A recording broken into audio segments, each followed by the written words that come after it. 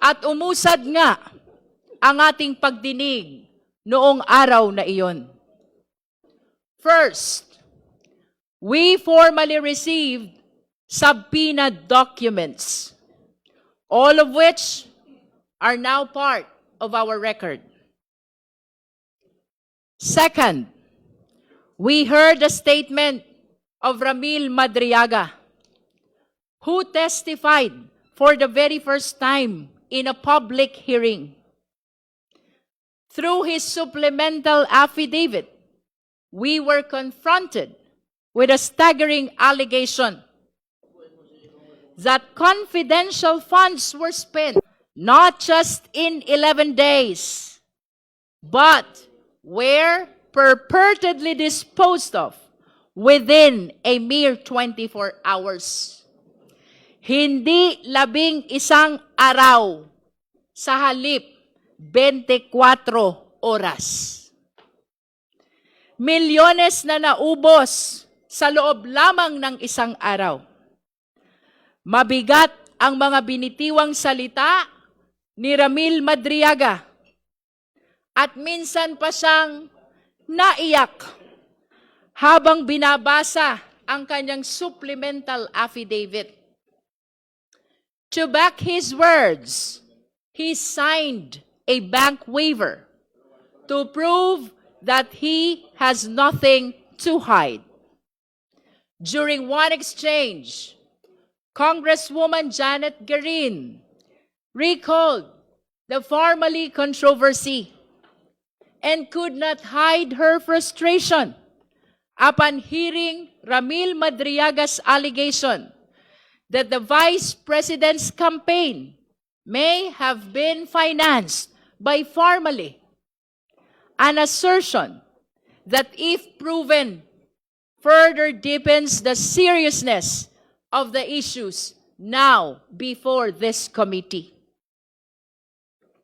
Third, and with the help of Congressman Joel Chua, we have adopted the records from the Committee on Good Government and Public Accountability, the testimonies of various resource persons regarding the envelopes and the questionable receipts and other statements given in that legislative inquiry are now officially part of this impeachment process.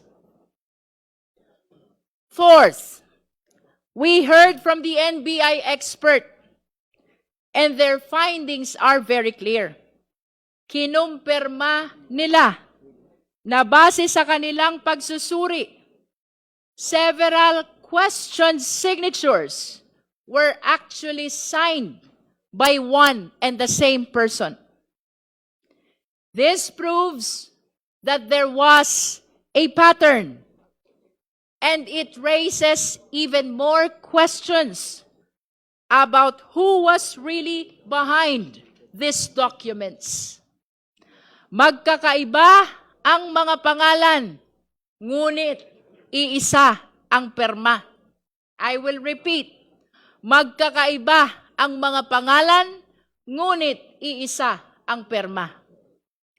Fifth, we heard from a representative of the PSA who confirmed that several personalities appearing in the records have no corresponding entries in official civil registries.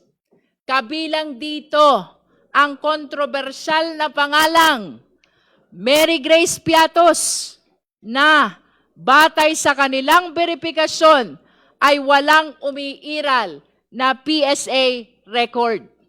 Si Mary Grace Piatos ay wala sa data ng PSA. Sixth, we heard from Attorney Gloria Camora of the COA, who confirmed that the Commission proper has resolved the Vice President's appeal on the notice of disallowance, effectively affirming that this allowance covering more than 73 million pesos. She further disclosed that the COA has issued 3 additional notices of disallowance, indicating continued deficiencies in compliance.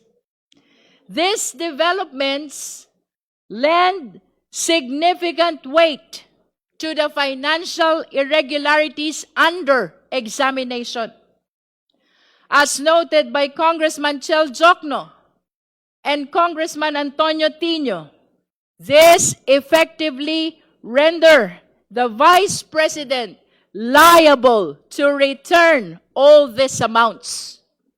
73 million pesos plus 375 million pesos to the National Treasury. Ang Vice Presidente ay may pananagutan na ibalik ang 73 million plus 375 million, total of 448 million sa ating National Treasury.